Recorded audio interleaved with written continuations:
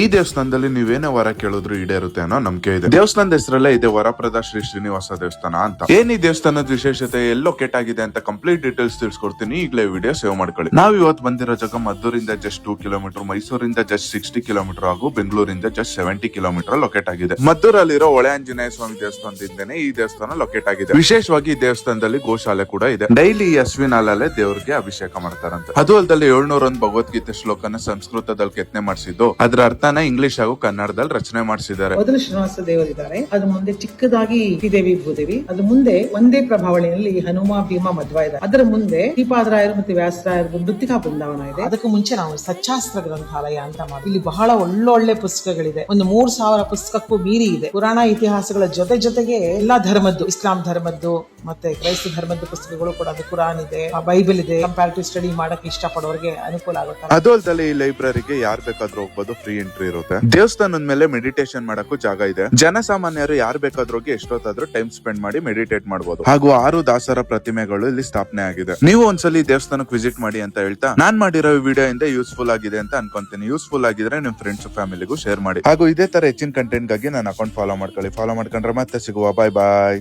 ನಕ್ಷೆಯ ಇಲ್ಲದೆ ಭೂಮಿಯ ಸುತ್ತ ವಿಳಾಸವೇ ಇಲ್ಲದ ಅಲೆಮಾರಿ.